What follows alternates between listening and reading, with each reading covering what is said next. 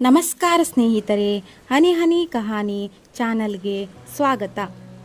ಈಗಿನ ಕತೆ ಮಿತ್ರದ್ರೋಹಿ ಮನುಷ್ಯ. ಅದೊಂದು ದೊಡ್ಡ ಕಾಡು. ಆ ಕಾಡಿನ ಅಂಚಿನಲ್ಲಿ ಪುಟ್ಟದಾದ ಗುಡಿಸಲಿನಲ್ಲಿ ರೈತನೊಬ್ಬ ತನ್ನ ಪುಟ್ಟ ಕುಟುಂಬದೊಡನೆ ವಾಸವಾಗಿದ್ದ.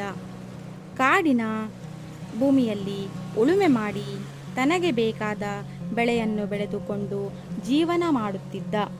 ಅದೇ ಕಾಡಿನಲ್ಲಿ ತನ್ನ ಪುಟ್ಟ ಸಂಸಾರದೊಡನೆ ಜೀವನ ಮಾಡುತ್ತಿದ್ದ ಕೋತಿಯೊಂದು ಒಂದು ದಿನ ಆ ರೈತನಿಗೆ ಪರಿಚಯವಾಯಿತು. ದಿನಗಳೆದಂತೆ ರೈತ ಮತ್ತು ಕೋತಿಯ ನಡುವೆ ಒಳ್ಳೆಯ ಸ್ನೇಹ ಬೆಳೆಯಿತು. ರೈತ ತಾನು ಮಾಡಿದ ತಿಂಡಿಗಳನ್ನು ಕೋತಿಯ ಕುಟುಂಬಕ್ಕೂ ಕೊಡುತ್ತಿದ್ದ. ಅದೇ ರೀತಿ ಕೋತಿ ಕೂಡ ತಾನು ಮರಗಿಡಗಳಿಂದ ಕಿತ್ತು ತರುತ್ತಿದ್ದ ಹಣ್ಣು ಹಂಪಲುಗಳನ್ನು ರೈತನ ಕುಟುಂಬಕ್ಕೆ ಕೊಡುತ್ತಿತ್ತು. ಇಂತಹ ಹಂಚಿ ತಿನ್ನುವ ಉದಾತ್ತ ಗುಣ ರೈತ ಹಾಗೂ ಕೋತಿಯಲ್ಲಿ ಇನ್ನಷ್ಟು ಆತ್ಮೀಯತೆ ಬೆಳೆಸಿತ್ತು. ಒಂದು ದಿನ ರೈತನಿಲ್ಲದಿರುವಾಗ ಅವನ ಗುಡಿಸಲಿಗೆ ಬೆಂಕಿ ಬಿತ್ತು. ಇದನ್ನು ಕಂಡ ಕೋತಿ ಕೂಡಲೇ ತನ್ನ ಕುಟುಂಬ ಸದಸ್ಯರೊಡನೆ ಅಲ್ಲೇ ಹತ್ತಿರದಲ್ಲಿದ್ದ ನದಿಯ ನೀರನ್ನು ತಂದು ಬೆಂಕಿಯನ್ನು ಆರಿಸಿ ರೈತನ ಕುಟುಂಬವನ್ನು ಪ್ರಾಣಾಪಾಯದಿಂದ ರಕ್ಷಿಸಿತು. ಈ ಘಟನೆ ನಡೆದ ಮೇಲಂತೂ ಕೋತಿ ಮತ್ತು ರೈತ ಒಬ್ಬರನ್ನೊಬ್ಬರು ಬಿಡಲಾರದಷ್ಟು ಜೀವದ ಗೆಳೆಯರಾದರು. ಒಮ್ಮೆ ಇವರಿಬ್ಬರು ಖುಷಿಯಿಂದ ಕಾಡಿನಲ್ಲಿ ತಿರುಗಾಡುತ್ತಿರಬೇಕಾದರೆ ಹುಲಿಯೊಂದು ರೈತನನ್ನು ತಿನ್ನುವ ಆಸೆಯಿಂದ ದಾಳಿ ಮಾಡಿತು.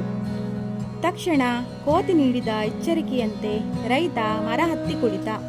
ಕೋತಿಯು ರಕ್ಷಣೆಗಾಗಿ ಚಂಗನೆ ಹಾರಿ ರೈತನ ಪಕ್ಕದಲ್ಲೇ ಕುಳಿತುಕೊಂಡು, ಗೆಳೆಯ, ನೀನೇನು ಹೆದರಬೇಡ, ಹುಲಿಗೆ ಮರ ಹತ್ತಲು ಬರುವುದಿಲ್ಲ, ಧೈರ್ಯವಾಗಿರು, ನಾನಿದ್ದೇನೆ ಎಂದು ಧೈರ್ಯ ತುಂಬಿತು. ಕೋತಿಯ ಮಾತುಗಳನ್ನು ಕೇಳಿಸಿಕೊಂಡ ಹುಲಿ, ಏಯ್ ಕೋತಿ, ಎಷ್ಟೇ ಸ್ನೇಹಿತನಾದರೂ ಮನುಷ್ಯರನ್ನು ನಂಬಬೇಡ, ಇವರು ದುಷ್ಟರು, ಸ್ವಾರ್ಥಿಗಳು. ನೀನು ಕೂಡಲೇ ಆ ರೈತನನ್ನು ಮರದ ಮೇಲಿಂದ ಕೆಳಕ್ಕೆ ನೂಕು, ಅವನನ್ನು ತಿಂದು ನನ್ನ ಹಸಿವನ್ನು ತೀರಿಸಿಕೊಳ್ಳುವೆ ಎಂದು ಹೇಳಿ ಗರ್ಜಿಸಿತು. ಆದರೆ ಕೋತಿ ಮಾತ್ರ ಯಾವುದೇ ಕಾರಣಕ್ಕೂ ತನ್ನ ಗೆಳೆಯ ರೈತನನ್ನು ಹುಲಿಯ ಬಾಯಿಗೆ ಸಿಗಲು ಬಿಡುವುದಿಲ್ಲವೆಂದು ಹೇಳಿ ರೈತನ ರಕ್ಷಣೆಗೆ ನಿಂತಿತು. ಆಗ ಹುಲಿ ವಿಧಿಯಿಲ್ಲದೆ ಉಪಾಯವೊಂದನ್ನು ಹೂಡಿ ಕೋತಿಯ ವಿರುದ್ಧ ರೈತನನ್ನು ಎತ್ತಿಕಟ್ಟಿತು.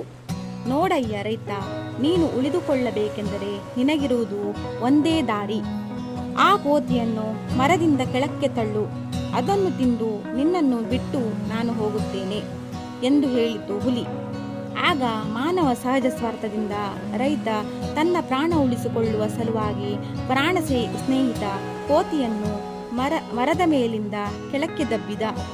ತಕ್ಷಣ ಜಾಗೃತವಾದ ಕೋತಿ ಚಂಗನೆ ಕೊಂಬೆಯಿಂದ ಕೊಂಬೆಗೆ ಹಾರಿ ಕೆಳಕ್ಕೆ ಬೀಳದೆ ತಪ್ಪಿಸಿಕೊಂಡಿತು.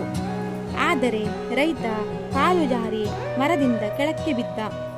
ಇದನ್ನೇ ಕಾಯುತ್ತಿದ್ದ ಹುಲಿ ರೈತನ ಮೇಲೆರಗಿ ಅವನನ್ನು ತಿಂದು ಮುಗಿಸಿತು.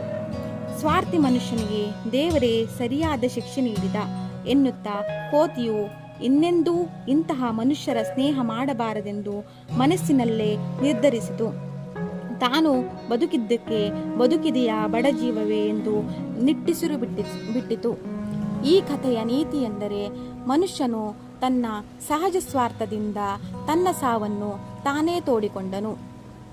ಈ ಕಥೆ ನಿಮಗೆ ಇಷ್ಟವಾದರೆ ಲೈಕ್ ಮಾಡಿ, ಸಬ್ಸ್ಕ್ರೈಬ್ ಮಾಡಿ ಮತ್ತು ಶೇರ್ ಮಾಡಿ. ಧನ್ಯವಾದಗಳು.